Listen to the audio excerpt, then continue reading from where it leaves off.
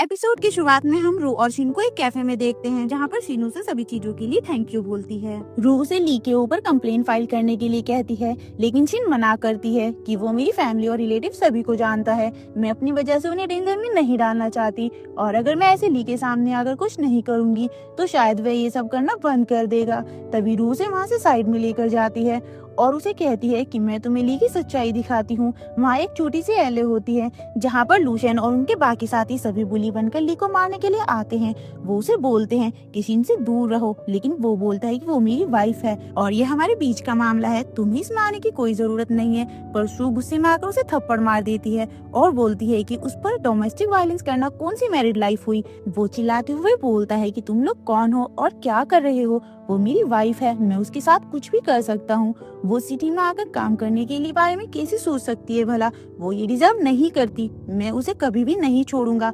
रू से बोलती है कि देखो ली का कोई भी प्लान नहीं है तुम्हें छोड़ने का। तब जाकर शिन पूछती है कि अब मैं क्या करूं, तो रू बोलती है कि जैसे तुम्हें अपना कंसर्न है वैसे ही उसी भी है।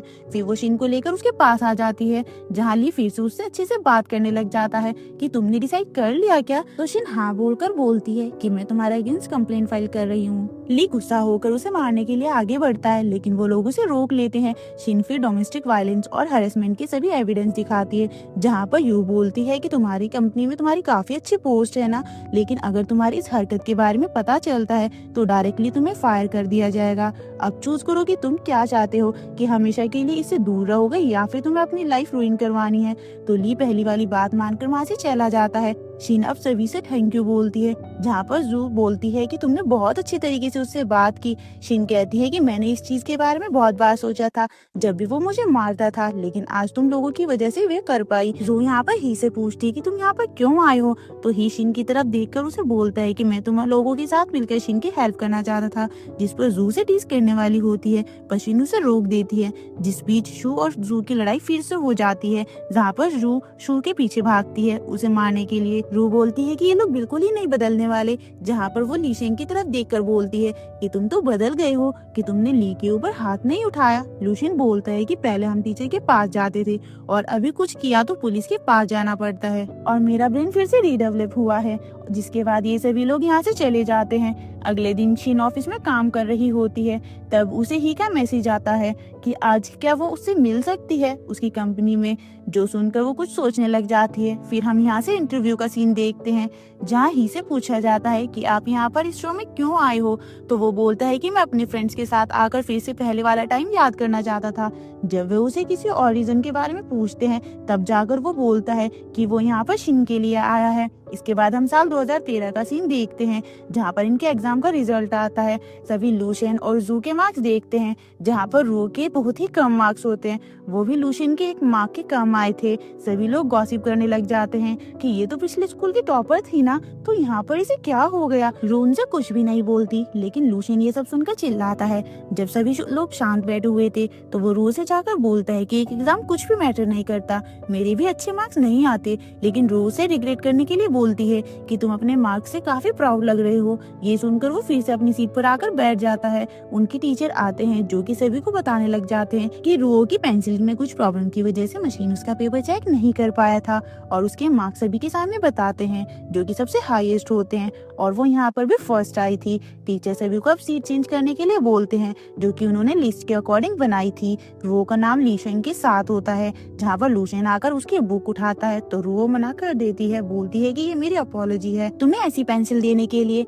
दोनों अपने डेस्क पर बैठ जाते हैं, जहाँ पर लूशियन कहता है कि तुम ऑलरेडी पता था कि ना तुम्हारे अच्छे मार्क्स हैं, इसलिए तुम कुछ भी नहीं बोल रही थी। रू कहती है कि आंसर मैंने लिखे थे तो मुझे पता था कि मैंने क्या किया है, मुझे यहाँ पर किसी से भी बात करने की जरूरत नहीं है। लूशियन उसे फिर से कहता है कि तुम मेरी शीट भी देखो, क्या पता मशीन ने मेरे पेपर में भी प्रॉब्लम किया हो और मेरे सीक्रेट टॉपर हूँ। जिस पर वो स्माइल करते हुए टीचर को बुलाकर कहती है कि लूशियन ने एक आंसर गलत है। टीचर आकर देखते हैं और बोलते हैं कि आंसर तो सच में गलत है, तो उस पर चिल्लाता है कि तुम्हारा रिजल्ट और डाउन हो गया। उनके जाते ही दोनों एक दूसरे को देखकर हंसने लग जाते हैं। सीना प्रेजेंस में आता है, जहाँ पर ही शिन से बोलता है कि उस टाइम बहुत सारे लोग थे, इसलिए मैं तुमसे बात नहीं कर पाया। वो उसे प्रेज करता है ली से फाइट करने के लिए। शिन थैंक यू बोलते हैं कि ये सब तुम लोगों की वजह से हो पाया है। ही बोलता है कि लूशियन और रियो अभी भी एक दूसरे को पसंद करते हैं और साथ में आ सकते हैं, हमें ना उनकी हेल्प करनी चाहिए, तो क्या तुम शो ज्वाइन करोगी? जिस पर वो सोचती है। शीन अब किसी रेस्टोरेंट में जाती है जहाँ पर जू और रूस का वेट कर रहे थे। उसके आते ही वो उससे पूछते हैं कि काम के बाद तुम कहाँ गई थी?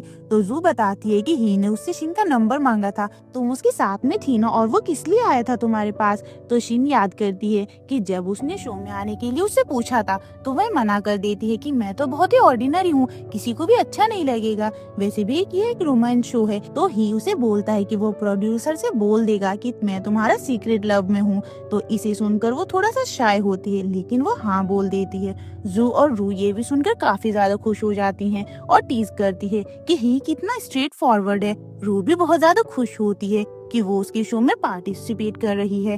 तीनों ही अब बाकी सब अच्छा हो उसके लिए चेयर करते हैं। फिर रू जैंग से बात करके उसके ऑफिस जा रही होती है, तभी वहाँ पर जाओ आती है जो कि उनके क्लाइंट की बेटी थी, और जैंग उन दोनों को इंट्रोड्यूस करवाता है। जाओ रू से आते ही बोलती है कि वो कितनी बड़ी फैन है उसकी और लूशेन की, जल्दी से रिकॉन्साइल होने के लिए बोलती है। तो रू से स्ट्रेट फॉरवर्ड तरीके से बात करती है कि तुम इंटर्न हो तो उस पर फोकस करो, फ्यूचर को कोई भी नहीं जानता, तो इन सब चीजों पर ध्यान मत दो। उसके जाते ही जाओ बोलती है कि रू कितनी ज्यादा अच्छी है। जैंग भी इससे शॉक हो जाता है। अगले दिन रू जब रिसोर्ट में जाती है जहाँ पर रेनोवेशन चल रहा था, वहाँ पर देख कर किसी से पूछती है कि ये सब अभी स्टार्ट हुआ है लेकिन सामान तो आया ही नहीं। तो वो बताते हैं कि जाओ ने अभी स्टार्ट करने के लिए कहा है, वो क्लाइंट की बेटी है तो हम उसे मना भी नहीं कर पा रहे। उसने कहा है कि वो नून में आकर सब कुछ देखने वाली है, अभी सामान लेने के लिए कोई भी फ्री नहीं है।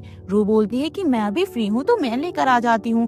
थोड़ी देर बाद वहाँ पर लूशेन आता है, तभी जाओ भी वहाँ पर आती है। उसके आते ही वो उसे भी बताती है कि वो उसकी कितनी बड़ी फैन है और उन दोनों को एक साथ में देखना चाहती है, जो सुनकर वो खुश होता है। जाओ फिर उसे सवाल करने लग जाती है कि वो लोग कैसे साथ में आए थे और उस कपल शो में क्या तुम लोगों ने क्वेश्चन के आंसर खुद दिए थे? लूशेन हाँ बोलता है। इससे वो और ज्यादा खुश हो जाती है और क्वेश्चन करने लग जाती है, लेकिन लूशेन रू के बारे में पूछता है तो उसे पता चलता है कि वो कंस्ट्रक्शन का सामान खरीदने के लिए गई है। लूशेन उसके पास जाने वाला होता है, लेकिन राउ उसे रोकती है। तो वो उससे बोलता है कि तुम हम दोनों को साथ में नहीं देखना चाहती क्या? तब जाकर वो उसे जाने देती है। रू अब शॉप पर सामान खरीद रही होती है और प्राइस डिक्रीज कराने के लिए नेगोशिएशन कर रही होती है, लेकिन वो मना करता है। उससे पूछता है कि क्या ये तुम्हारे वेडिंग हाउस का सामान है क्या? तो वो हाँ बोलकर एक्टिंग करने लग जाती है कि हाँ मेरा हस्बैंड बहुत ज्यादा स्ट्रिक्ट है, मुझे उसने इतना ही बजट दिया है। उसने रिक्वेस्ट करने लग जाती है, तभी वहाँ पर लूशेन आ जाता है। शॉप ओनर उसे देखकर बोलता है कि ये रू का हस्बैंड है। जब वो उसे हनी कहकर बुलाती है, लूशेन इसे सुनकर बहुत ज्यादा खुश हो जाता है और वो भी प्रिटेंड करने लग जाता है टची होकर। रू से बोलती है कि प्राइस डिक्रीज नहीं हो रहा है तो अभी हमें ना रेनोवेशन का काम रोकना पड़ेगा। लूशेन भी इसके लिए हाँ बोलता है, तब जाकर ओनर प्राइस कम कर देता है। तभी लूशेन फिर से उसे टच करने लग जाता है, लेकिन रू उसका हाथ हटा देती है। लास्ट में वो वहाँ से सामान खरीद कर जाते हैं, जहाँ पर वो उसे कहती है कि तुम यहाँ क्या कर रहे हो? तो वो बोलता है कि तुम्हारी हेल्प करने के लिए आया हूँ, मुझे लगता है कि हमें ना बहुत अच्छी एक्टिंग की है और हमें आगे भी ऐसे एक्टिंग करनी चाहिए। तो रू बोलती है कि मेरे ऊपर बर्डन बनने की जरूरत नहीं है। उसके बाद वो लोग दूसरी शॉप में जाते हैं दूसरी चीज खरीदने के लिए। वहाँ भी वो लोग नेगोशिएशन करने की कोशिश करते हैं, जहाँ रू उसे एक्सप्रेशन देकर प्राइस कम करने के लिए बोलती है, पर आखिर में लूशेन सामान ज्यादा प्राइस पर भी खरीदने के लिए मान जाता है, पर वो मना कर देती है कि नहीं वो इस प्राइस पे नहीं ले सकते। ओनर भी उन्हें मना कर देती है कि वो इससे ज्यादा कम नहीं कर सकती। अभी दोनों बाहर जाते हैं तो तभी लूशेन बोलता है कि उसका प्राइस ठीक था क्वालिटी के हिसाब से, पर वो बोलती है कि हमारा बजट उतना नहीं है, अगर यहाँ पर एक्स्ट्रा यूज कर दिया तो दूसरी चीजों के लिए क्या करेंगे? तब जाकर लूशेन को समझ में आता है, तो वो तभी रू को उठाकर एक कार्ट में बिठाते हैं और उसे बोलता है कि तुम मेरा ब्रेन बनो, मैं तुम्हें लेकर जाने का काम करता हूँ। तो वो उसे पुश करते हुए अगली शॉप में लेकर जाता है, जहाँ पर दोनों ही बहुत खुश होते हैं। अगली शॉप में वो चीजें देखती हैं, वहाँ भी लूशेन क्यूट पार्टनर होने का बिहेव करता है जो कि उसके ऊपर डिपेंड है।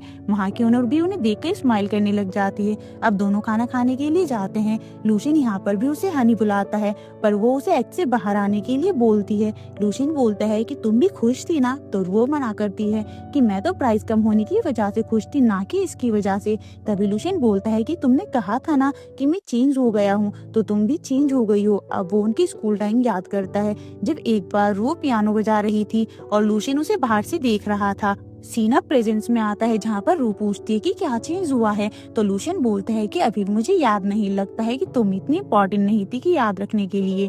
रू बोलती है कि तुमसे यही एक्सपेक्ट किया जा सकता है, मैं तुम्हें एक ही क्वेश्चन कितनी बार पढ़ाती थी लेकिन तब भी तुम्हें कुछ याद और समझ में नहीं आता था। लूशियन बोलता है कि कितना अच्छा होता अगर फिर से उस टाइम में चले जाते, तुम मुझे उस वक्त डांटती थी पर तब भी वो टाइम बहुत ज्यादा अच्छा था। लूशियन उससे यहाँ पर कुछ पूछना चाहता होता है, तभी उसके ब्रेकअप का टाइम याद आ जाता है और वह आगे कुछ नहीं बोल पाता। फिर हम इंटरव्यू का टाइम देखते हैं जहाँ पर जू से पूछा जाता है कि 3 पेयर्स में से कौन फेल होगा। जू यहाँ पर लूशियन का नाम लेती है क्योंकि वे कभी भी नहीं देखता कि रूह को क्या चाहिए, बस अपनी बात उस पर पोस्ट करता है। ब्रेकअप के बाद भी रूह ने उसे 2 बार कॉल किया था रिकंसोल करने के लिए, लेकिन उसने एक बार भी पिकअप नहीं किया था। शू से भी यही पूछते हैं लेकिन वो बोलता है कि हमें फेलियर पर नहीं बल्कि सक्सेस पर ध्यान देना चाहिए, जैसे कि मैं होने वाला हूँ। और इसी के साथ हमारा ये एपिसोड यहीं पर खत्म हो जाता है। तो गाइज ये थी आज की वीडियो एंड आई होप आप लोगों को ये वीडियो पसंद आई होगी, तो इस वीडियो को लाइक करके चैनल को सब्सक्राइब जरूर कीजिएगा। आपसे फिर मिलते हैं इस ड्रामा के अगले एपिसोड में, तब तक के लिए गुड बाय।